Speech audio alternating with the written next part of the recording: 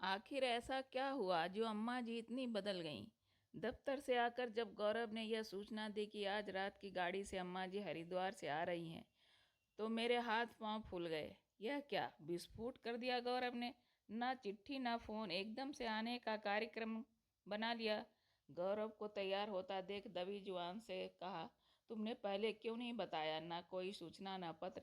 अपने घर आने के लिए क्या माँ को इजाज़त लेनी पड़ेगी? मेरा ये मतलब नहीं है। मैं भी झल्ला उठी। लेकिन इन 2 कमरों के मकान में मैं उन्हें कहाँ ठहराऊंगी? अगले सोमवार से बेटियों की परीक्षाएं शुरू हो जाएंगी। अम्मा जी को तो सुबह उठते ही पूरे आलाप के साथ हरि भजन करने की आदत है। बेटियां पढ़ेंगी क्या? बेवकूफ़ी की बातें मत करो रेवती। वह मेरी माँ है। बड़े भैया ने उन्हें ट्रेन में बिठा दिया है। वह आ रही हैं तो बस आ रही हैं। कोई टिप्पणी नहीं। यह घर उनका भी है। उनके लिए पहले जगह निकालना, चाहे मुझे बैठक में ही क्यों न सोना पड़े। वाह रे मातृभक्ता, भूल गए वह दिन जब सारे समय अम्मा जी मेरे पीछे पड़ी रहती थी। कुल 6 माह ही शादी के बाद हम उनके साथ थे। फिर गौरव के साथ मैं भी मुजफ्फरनगर आ गई। उन 6 माह में अम्मा जी के साथ मेरा अनुभव अच्छा न था। क्या मिला क्या नहीं मिला, या बड़ी बहू के यहाँ से क्या मिला था, यानी सिर्फ मेरे मायके की आलोचना। बातें इतनी तीखी कि सीधे दिल में उतर जाए। फिर एक आध बार ही वहाँ आई थी। मैंने भी सिर्फ फर्ज अदायगी ही की थी। वह भी ज़्यादा ना बोलती। हाँ, बाहर का कोई आ जाता तो आस और पास ही डोलती रहती। उन दिनों बड़ी ननद जो आगरा में थी वह भी आ जाती। 10-15 दिन बच्चों की पढ़ाई का खूब हर्जा होता। सुबह से ही शंख एवं घंटी बजनी शुरू हो जाती। रामायण भी जोर जोर से पढ़ती। इस कारण सबकी नींद जल्दी खुल जाती। बेटियां तो दिन भर अलसाई रहती। मैं भी थोड़ी देर से उठती थी, क्योंकि बेटियों का स्कूल 11 बजे से और गौरव का दफ्तर 10:30 बजे से रहता था। घर की सारी दिनचर्या उनके आने से उलट पलट जाती। अब बाबूजी भी नहीं थे, सो तीनों बेटों के पास कुछ दिन रहकर वह अपने दिन बिता रही थी। गौरव उन्हें लेने स्टेशन चले गए थे।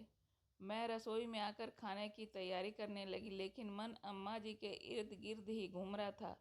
उनके पूजा पाठ एवं भोजन में जात पात व छुआछूत बरतने का कारण कोई बेटा बहू उन्हें अस्थायी रूप से रखने को तैयार न थे।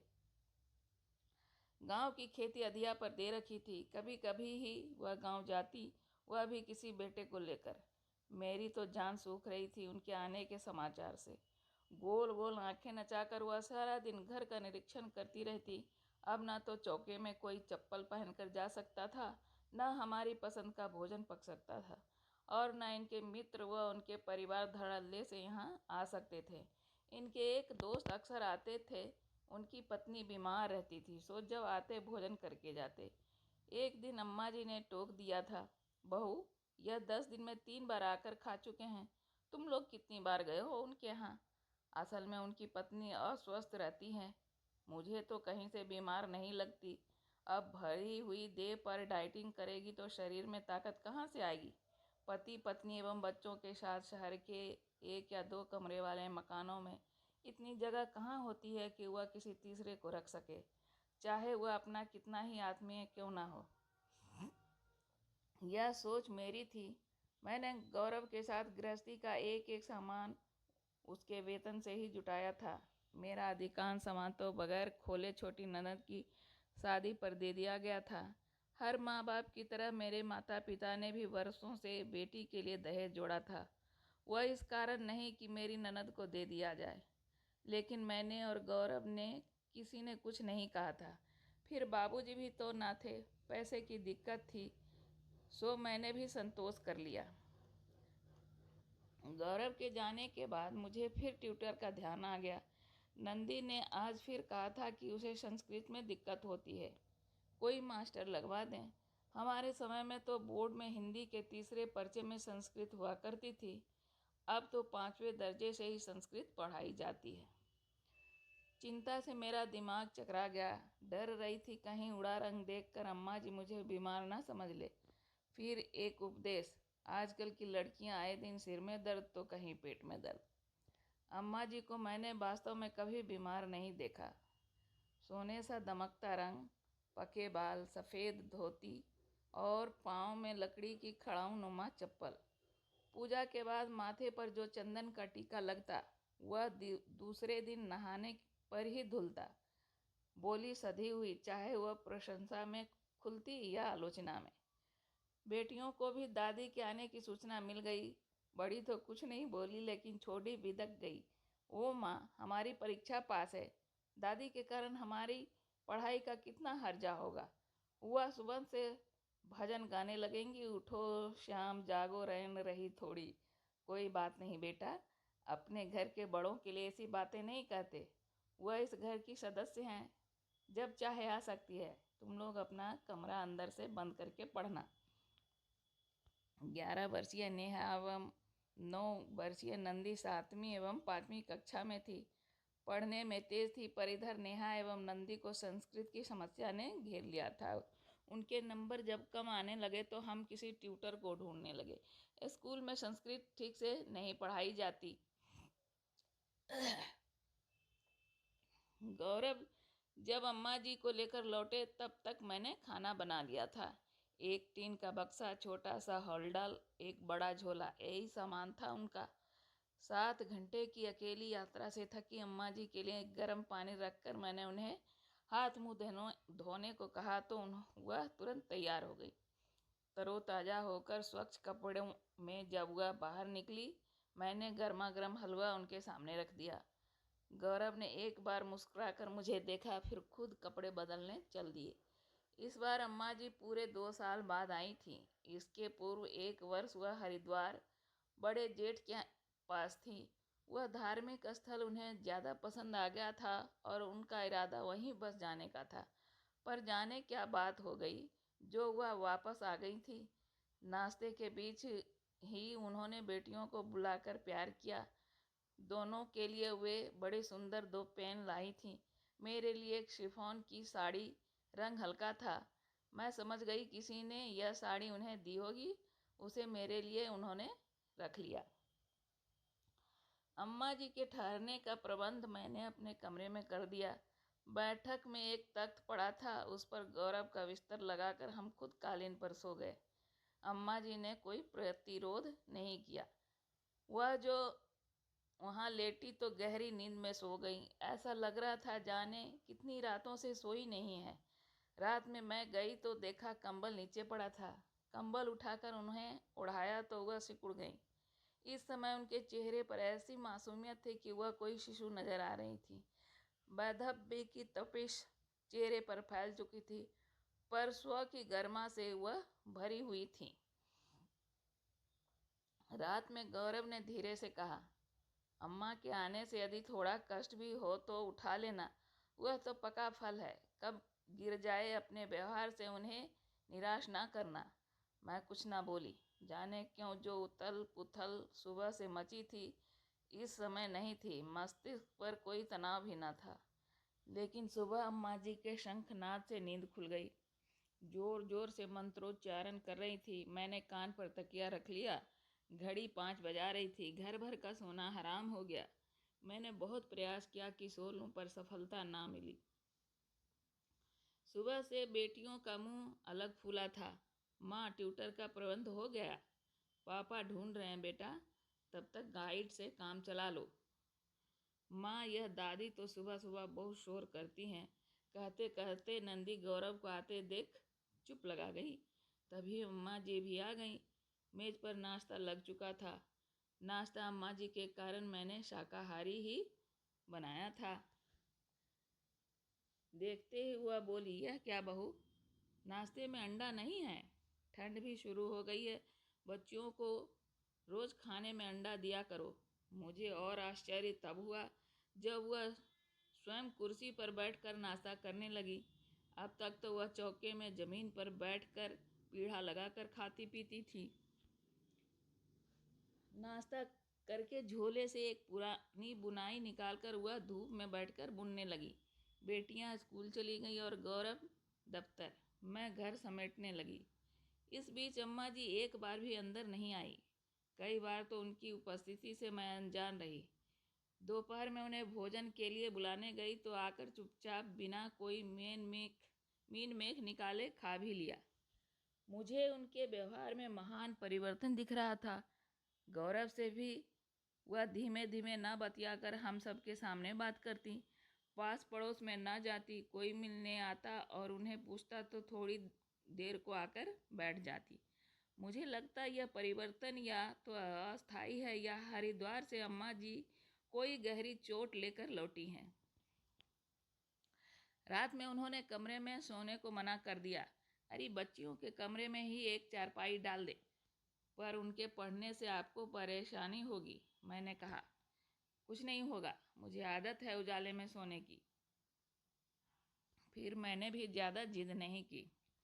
शनिवार को नाश्ते में सबको चिवड़ा दही देती थी। सबके साथ मैंने अम्मा जी के लिए बड़े कटोरे में चिवड़ा दही भिगोकर उनके सामने रखा और पूछा, अम्मा जी दही ठीक है या दूध से लेंगी? उस समय वह सिर झुकाए थी। सिर उठाया तो आंखें डबडबाई हुई थी। बहू, इतनी दही तो मैंने महीनों से नहीं देखा, खाऊंगी तो अपच हो जाएगा ना। आंसू पोंछ कर वह मुस्कुरा दी। मेरा जी धक से हो गया। तो क्या जिस बहू की तारीफ करते हुआ आघाती ना थी, उन्होंने इन्हें भरपेट भोजन भी नहीं दिया? मन करुणा से भर उठा। मैंने उनका हाथ हौले से सहला कर कहा, अम्मा जी यह घर आपका है, जो मर्जी हो बताइए, बनाने वाली मैं हूँ। उन्होंने हाँ में सिर हिलाया और धीमे धीमे चिवड़ा खाने लगी। शाम को बेटियों ने हंगामा कर दिया। नेहा ने कहा, मेरा संस्कृत का ज्ञान बिल्कुल कम है, हम क्या करें? गौरव या मुझे किसी को भी संस्कृत नहीं आती थी। मैंने गौरव से पंडित जी से पूछने को कहा तो वह बोले उन्हें सिर्फ श्लोक याद होगा, वह भी विशेष आयोजन के। तभी कुछ दूर बैठी अम्मा जी ने नंदी एवं नेहा को पास बुलाकर कहा, जरा अपनी किताब तो ला, देखें कितना कठिन है यह विषय, शायद मैं पढ़ा लूँ। आप दादी? नंदी अविश्वास से बोली, संस्कृत से हिंदी और अंग्रेजी का अनुवाद भी करना होगा, आपसे नहीं होगा। ला दे तो अंग्रेजी में अनुवाद तू कर लेना, मैं उसकी हिंदी बता दूंगी। नेहा एवं नंदी बुझे मन से किताब लेकर आई। अम्मा जी भी थोड़ी देर तक उसे पलटती रहीं। मैं चिंतित वहाँ से हट गई। समय व्यर्थ कर रही हैं अम्मा जी। अरे तुम किसी ट्यूटर का प्रबंध करो ना। क्यों, हो सकता है अम्मा जी पढ़ा लें। क्यों मजाक करते हो? इस समय संस्कृत के मास्टरों का कितना अभाव है, जो मिलते हैं वह पैसा कितना मांगते हैं। अम्मा भला कैसे पढ़ा लेंगी? आज देख लो, कहकर गौरव टीवी देखने लगे। दूसरे दिन नंदी स्कूल ना गई। रात देर तक दादी से पढ़ती रही थी। दूसरे दिन भी जल्दी ही पढ़ने बैठ गई। नेहा का नंबर शाम को आया। रात 1 बजे जब अम्मा जी पढ़ाती रहीं, बेटियां संतुष्ट नज़र आ रही थीं। मैं डर रही थी कहीं गलत समझा दिया तो सारे नंबर कट जाएंगे। गणित की तरह ही संस्कृत में भी नंबर मिलता है। दोपहर में गौरव का फ़ोन आया। बड़ी मुश्किल से एक ट्यूटर का प्रबंध हुआ है, पर 500 रुपये लेगा। पर अम्मा जी ने यह कहकर मना कर दिया कि कल से पेपर है, अब अगले सत्र में रखना। सुबह नींद खुली अम्मा के शंखनाद से। उफ, रात में भी नहीं सोई, तब भी आज जग गई। पर जब घड़ी देखी तो 8 बज रहे थे। मुझे झटका लगा। इतने वर्षों में पहली बार अम्मा जी का पूजा का समय बदल गया था। नियम से ठीक 5 बजे पूजा करने वाली अम्मा जी ने नियम परिवर्तन कैसे कर लिया? नंदी एवं नेहा कॉपियाँ ठीक कर रही थी। मैंने आश्चर्य से पूछा, तुम सब सोई नहीं आज? सोई थी, पर सुबह 6 बजे उठ गई थी। दादी पढ़ा रही थी हमें। आज हिंदी का पेपर है ना, दादी ने बहुत अच्छा पढ़ाया। और माँ? नंदी बोली, दादी ने इतने अच्छे तरीके से हमें समझाया है कि मुझे उम्मीद है संस्कृत में मेरे पूरे नंबर आएंगे। अम्मा जी में मैंने हमेशा दोस्त तलाशा था। उनके अंदर विद्या का यह अनमोल रत्न भी छुपा है। मैं इससे अनजान थी। हम एमए करके भी बेटियों को पढ़ाने में असमर्थ थे, जबकि अपने ज़माने की थोड़ा बहुत पढ़ी अम्मा जी हिंदी एवं संस्कृत आराम से पढ़ा रही थी। रात को गौरव ने सुना तो कहा, हाँ, माँ ने अपने विवाह के बाद शास्त्री की परीक्षा व्यक्तिगत रूप से पास की थी। उनकी इस उपलब्धि को न किसी ने आंका न जाना। वैसे यदि माँ इस उम्र में पूजा रोककर बेटियों को पढ़ा सकती हैं तो अब मैं भी गणित नियम से पढ़ा दिया करूँगा। अम्मा जी धीरे धीरे और बदलती गईं।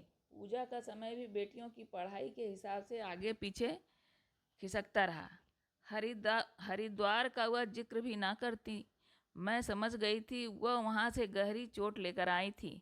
अब वह शिकायतों का पुलिंदा ना खोलती, खाली वक्त में बच्चियों के साथ बैठती या कोई पुस्तक पढ़ती। मुझे प्रतीत भी ना होता कि यह वही अम्मा जी हैं जिनके आने के समाचार ने मुझे दहला दिया था। मैंने सोचा अब अम्मा जी को मैं कहीं ना जाने दूंगी। यह निर्णय अब सिर्फ मेरा था। दोस्तों, इस कहानी से हमें यही सीख मिलती है कि समय रहते अगर हम अपनी कमियों को दूर कर लें तो एक परिवार टूटने से बच जाता है, बिखरने से बच जाता है। आपकी इस कहानी के बारे में क्या विचार हैं, हमें कमेंट करके ज़रूर बताएं। अगर आप मेरे चैनल पे नए हैं तो चैनल को सब्सक्राइब कर लें, साथ में बेल आइकन को भी प्रेस कर दें और कमेंट करना ना भूलें। धन्यवाद।